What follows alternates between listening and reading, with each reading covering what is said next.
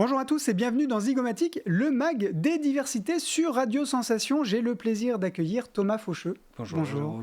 Vous êtes responsable coordinateur socioculturel, au Crous de Versailles. Oui. C'est bien ça. C'est ça. Le Crous de Versailles, on vous a bien rencontré, et on a bien apprécié de vous rencontrer, à une période qui était dramatique, puisqu'on était en plein dans le Covid, et vous étiez effectivement proche des étudiants, au pire des moments, puisque les étudiants avaient beaucoup de difficultés, à la fois pour se nourrir, pour se vêtir, et juste pour vivre tout court. Et il y a eu un vrai intérêt. Et d'ailleurs, Thomas, dans sa rubrique tout à l'heure, Thomas nous parlera justement de ce que vous distribuez. C'est ça. Et de ce qui a été fait en collaboration avec HF Prévention tout au long de cela. Mais avant de parler de la crise et de comment on s'est rencontrés, le Crous Versailles, concrètement, c'est quoi? Le Crous, c'est la nourriture? Alors, c'est l'hébergement. C'est la nourriture ou l'hébergement? C'est encore plus que ça. C'est plus que ça. C'est beaucoup plus que ça. En fait, si on doit résumer la mission, j'ai envie de dire des Crous, parce qu'il y a le Crous de Versailles, mais il y a un Crous par académie, en fait. D'accord. Donc, il y en a 24, 26 en France. La mission principale du Crous, c'est le bien-être de l'étudiant. Et pour ça, il y a plusieurs axes avec les bourses, l'action sociale, les hébergements, la restauration et le service que je représente, moi, qui est le service culture et vie de campus. D'accord. Qui mène des actions pour favoriser l'accès à la culture pour les étudiants. Et pour ce qui est de la vie de campus, c'est tout ce qui va être projet pour les étudiants, action pour les étudiants dans tous les domaines, qu'ils soient sportifs, culturels, associatifs et santé. Alors quand on dit les étudiants, c'est pour tous les étudiants ou c'est juste pour les boursiers? Non, tous les étudiants de l'académie sont des Croussiens. D'accord. À partir du moment où... Ça en fait du monde. Mais ouais, ça fait 200 000. 200 000. Pour l'Académie de Versailles, c'est 4 départements. D'accord. C'est 6 grands sites répartis autour des grandes universités. Alors au nord, c'est Cergy-Nanterre. Au sud, c'est Saclay-Évry. Ouais. Et moi, je suis responsable du milieu de l'Académie, on va dire, donc plutôt autour de Versailles-Saint-Quentin, et d'un petit site qu'on appelle les Hautes-Bièvres, qui se trouve autour de la fac Jean Monnet de droit, Châtenay-Malabry, la Pharma. Et voilà. Et en fait, tout étudiant qui rentre dans l'enseignement supérieur devient un Croussien. Tout étudiant peut aller au restaurant universitaire. Ce n'est pas réservé qu'aux étudiants qui sont résidents chez nous. Voilà. Les boursiers, eux, sont prioritaires, évidemment, sur les logements, voilà. Mais tous les étudiants de l'académie peuvent bénéficier de nos services. D'accord. Et donc, quand il est apparu la crise Covid, donc c'est là où tout a été réorganisé en fait. Voilà, mais en fait le Crous et surtout tout le personnel du Crous s'est jamais démobilisé. Il y a eu d'énormes actions au niveau national. La plus connue, je pense, c'est le repas à 1 euro pour tous les étudiants. Voilà, vous avez fourni des repas à 1 euro? Dans les restaurants universitaires, tous les repas étaient à 1 euro midi et soir. Les étudiants pouvaient prendre à emporter quand ils ne pouvaient pas s'asseoir, prendre 2 repas, un pour le midi, un pour le soir, et ça c'était 1 euro. D'accord. Voilà, et ça a été pour tous les étudiants, boursiers et non boursiers. Il y a eu des exonérations de loyer, il y a eu des aides ponctuelles qui ont été distribuées pour tous les étudiants qui étaient dans le besoin. Et puis après, on s'est mobilisé et beaucoup de partenaires se sont mobilisés auprès de nous pour des distributions alimentaires parce qu'il y en a eu grandement besoin, pour des actions de santé. D'où la collaboration. D'où notre collaboration après avec HF. Ouais. Parce que du coup, les étudiants sont restés, ils sont repartis. On imagine qu'ils ne sont pas tous restés sur les universités. Il y en a quand même beaucoup qui sont restés en résidence universitaire. Je pense à tous les étudiants étrangers qui n'ont pas pu rentrer chez eux, qui sont retrouvés bloqués et tout ça, parce qu'on a beaucoup d'étudiants étrangers dans les résidences universitaires. Et puis il y en a beaucoup d'étudiants qui viennent des 4 coins de la France et qui n'ont pas forcément pu rentrer, qui n'ont pas forcément les moyens. Et donc il y en a beaucoup qui se sont retrouvés isolés au sein de leur résidence. Il y en a certains qui débarquaient même parce que le Covid est arrivé en plein... Pour l'année 2020, je ne sais pas si tu te souviens, c'était... on se tutoie, on se voit. On se tutoie dans la vie. L'année 2020, elle a démarré et bim, reconfinement derrière. Donc t'imagines tous ceux qui débarquent dans leur université, qui arrivent, qui ont quitté des fois pour la première fois leur famille, tout ça, on les met dans un nouvel espace, dans une chambre étudiante ou un appartement étudiant, et là, bim, confinement, tu connais personne, tu connais pas tes voisins, tu n'as pas de lien avec ta famille. C'est là où, globalement, on a essayé au maximum de garder du lien social. Oui, c'est ça.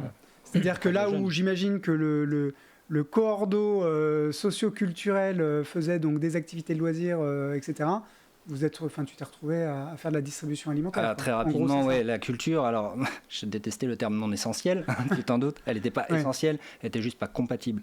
Ouais, bien Là, sûr. il y avait des priorités. Et la priorité, c'était qui mange, qui dorment dans des conditions décentes. Ouais, c'est ça. Et là, ça a été... et puis de faire du lien, parce que j'imagine qu'ils ont souffert, enfin on en a parlé beaucoup dans les médias, ils ont souffert d'isolement. Beaucoup. Et ça a été très compliqué. Alors, il y avait ceux qui avaient déjà vécu le premier confinement, parce que moi, je suis arrivé entre les deux. Ouais. Et du coup, tu avais ceux qui avaient déjà vécu le premier confinement et qui avaient trouvé leurs moyens de rester en contact avec ceux de la résidence, tu vois, pour se dépanner, ne serait-ce que pour se parler, même par visio. On a tous fait ça. Bien sûr. Et nous, on a essayé d'augmenter les processus de rencontres, en visio, bien sûr, au début. Et puis, petit à petit, on a pu réouvrir.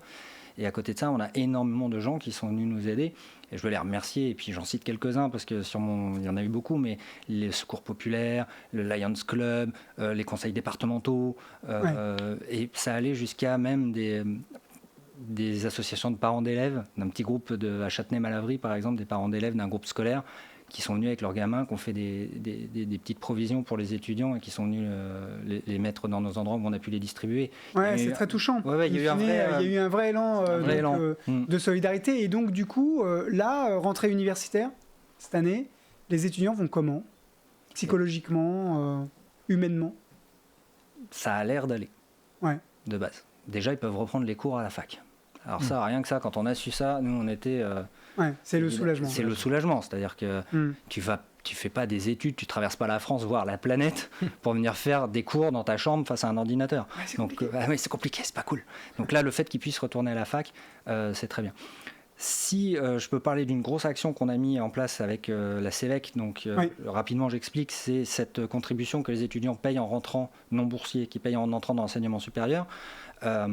Cet argent est récolté par les Crous, redistribué aux facs, aux établissements d'enseignement supérieur, et nous on en garde une partie pour mener nos actions.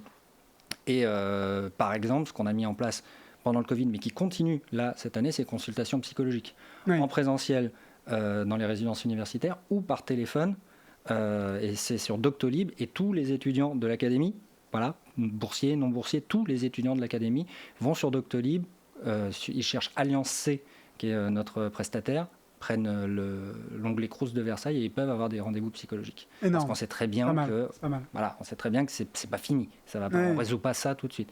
Et pareil, en présentiel, on a Aptitude qui vient et on a des psychologues qui viennent une fois tous les 15 jours faire des consultations en présentiel aussi pour les étudiants. En tout cas, il y a eu une vraie mobilisation qui a été faite autour des étudiants et j'ai envie de dire heureusement. Oui. Et pour le coup, donc, vous avez distribué pas mal d'objets et nous on était ravis de participer à ça et d'aider là-dessus, notamment avec HF Prévention. Et donc Thomas, justement, tu vas nous présenter ce qui était fait par le Crous. Alors ce qui était présenté par le Crous, donc il y avait déjà en premier lieu le gel hydroalcoolique, qui permettait justement aux étudiants de pouvoir se désinfecter les mains pour pouvoir aller chercher leur colis alimentaire. Ça, c'était juste primordial. On a fait classique au départ. Hein. Ah oui, c'est ça. On s'adapte. Voilà, on s'adapte. Le masque. Forcément. C'est la suite. Voilà. Les petits cups aussi. Les cups, c'est quoi les cups? Alors, on dirait un petit bonnet de Noël. Pour un mini Noël. C'est ça. Alors, cette cup, en fait, permet aux filles de pouvoir récolter leurs règles. Donc, voilà. Et ensuite de pouvoir aussi être réutilisé. Donc pour eux, c'est une économie aussi, forcément, donc clairement. Oui, parce que les tampons, ça coûte cher. Oui, très cher. Ouais, c'est ça. Très, pour les filles, les serviettes hygiéniques. C'est une grosse opération qu'on a menée. C'est la distribution de protection périodique durable. C'est ça. Comme la serviette aussi, qui se permet aussi d'être réutilisée, nettoyée en machine. Ah oui, voilà, c'est lavable en fait. C'est ça, bien sûr. Donc il faut bien la laver avant et la laver après, bien évidemment. Je ne connais rien. Donc voilà la petite protège hygiénique pour les filles dans ma culotte. Et nous, en collaboration avec HF Prévention, donc bien sûr avec le Crous, on a également aussi fait la distribution d'autotests qui permet justement aux étudiants de se dépister tout seuls comme des grands à la maison. Parce qu'en étant confinés, la moitié n'étant pas pour pouvoir aller dehors, enfin clairement, donc du coup c'était très compliqué pour eux. Et puis les dépistages étaient arrêtés tout bêtement. Donc nous, on leur a apporté le dépistage justement vers eux. Ouais. C'était une grosse reprise des activités en présentiel fin mars. Ouais. On s'est dit on va faire une grosse semaine orientée sur la santé.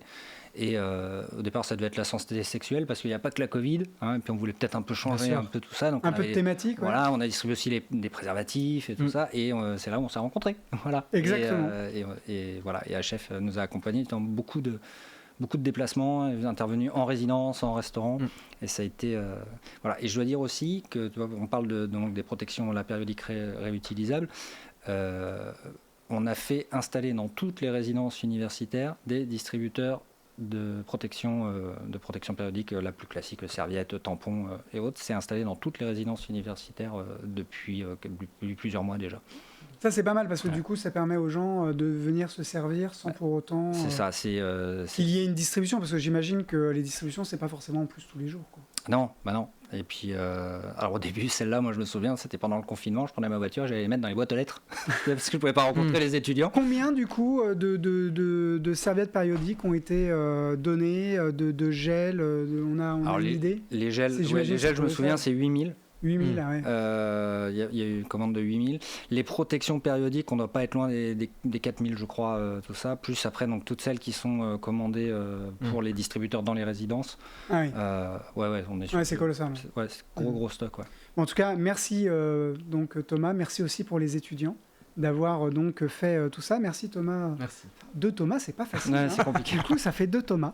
En tout cas, merci à tous les deux de nous avoir présenté tout ça et puis en espérant que les étudiants auront une belle rentrée universitaire accompagnée par le Crous. Je sais qu'à HF Prévention, de toute façon, il y a encore des actions qui sont prévues en collaboration. On va se revoir. Merci à tous de nous avoir suivis. Alors, je rappelle que le Crous Versailles, on peut donc vous retrouver sur Crous Versailles avec vous. Ça, c'est sur Facebook. Oui. Mais sinon, le Crous, c'est sur tous les réseaux sociaux. Tous les réseaux sociaux, Crous Versailles. Exactement. Insta, Twitter, etc. Suivez-nous. Et je rappelle pour tous les étudiants, pas que les étudiants boursiers, pas que les étudiants en résidence, tous les étudiants de l'Académie de Versailles peuvent bénéficier de nos services. Et c'est important de le dire.